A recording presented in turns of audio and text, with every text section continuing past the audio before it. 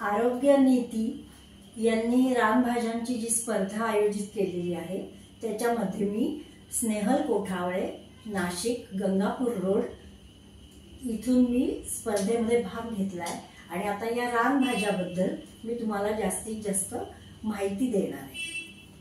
आता या हिरव्या रानभाज्या ज्या आहेत त्या आपण बनवतो, पण आता मी थोडासा याच्यावर पाकसंस्कार करणार आहे, म्हणजेच वेगळ्या पद्धतीने भरड धान्यामध्ये मी ते बनवणार आहे। तर यातली जी ही मध्ये आहे ही याला म्हणतात चिवळी, अजून काही दुसरं नाव असू शकेल, पण हे मी याचं रायतं बनवणार आहे याचं आणि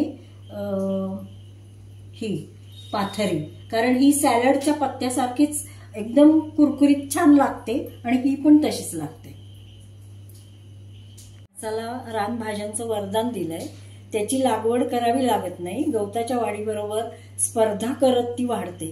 त्यामुळे रानभाज्या या शुद्ध वातावरणात आणि खडकात रासायनिक खताव्यतिरिक्त उगवतात, त्यामुळे सर्व खनिज द्रव्ये आणि नैसर्गिक जीवनसत्व यामध्ये सापडतात आणि मातीमध्ये गांडूळ असल्यामुळे कोणतीही त्याला मशागत करावी लागत नाही।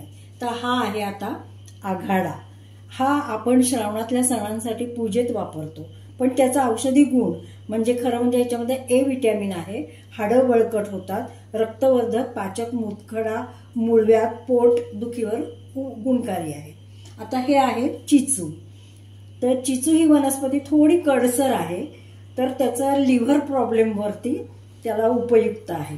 आता हा आहे चाई, तर आता चाई ही आहे ती काटेरी झाडांवर वेलवर्गीय असतो, त्याचा मोहर हा गणपतीच्या भाजीत आपण त्यावेळेस खातो, तर ते चाई ही आणि अशी असते अशी।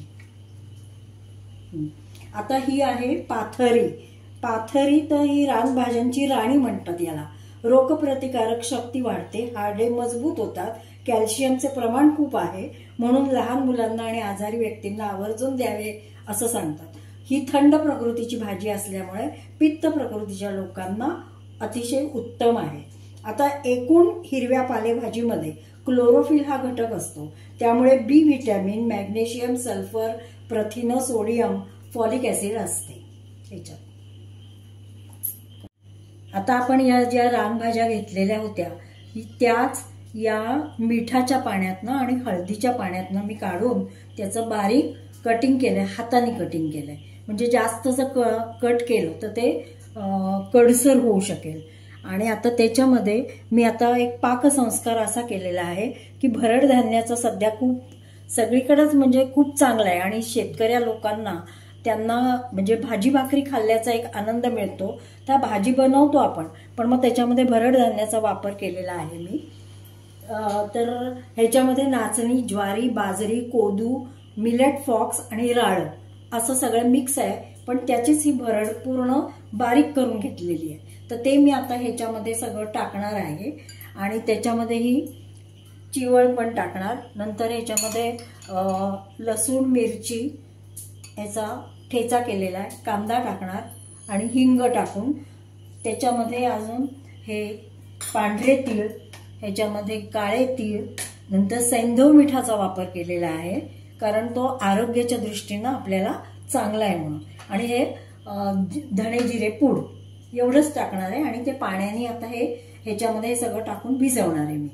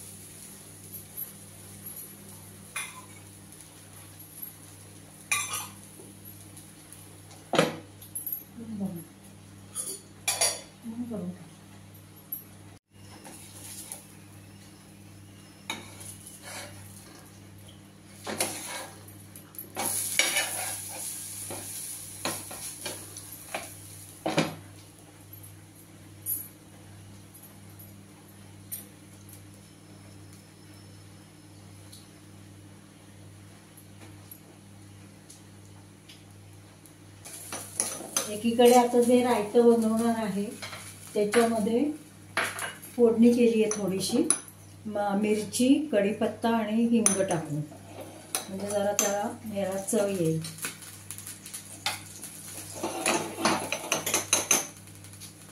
आणि हे पानं जे आहे ते सॅलडच्या पत्त्यासारखंच आहे, त्याच्यात जस्ट टाकायचं आहे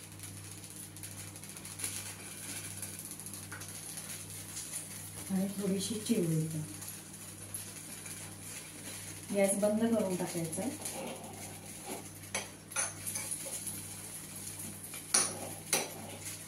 आणि त्या दह्यावरती ही फोडणी टाकून द्यायची.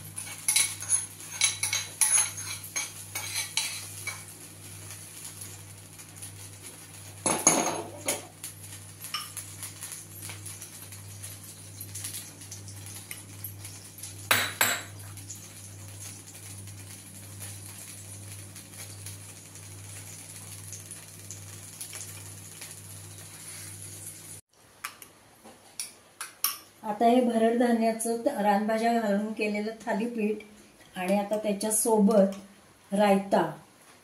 आता आपल्याला शेतावर जायचंय सगळं घेऊन.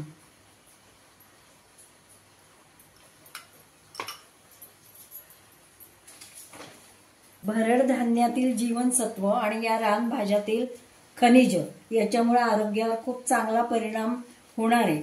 आता सुट्टीच्या दिवशी तुम्ही लहान मुलांना घरच्यांना घेऊन डोंगरावर शेतावर जा आणि तिथे त्यांना सगळी याची माहिती द्या की आपल्या या सगळ्या रानभाज्यांचा आपल्या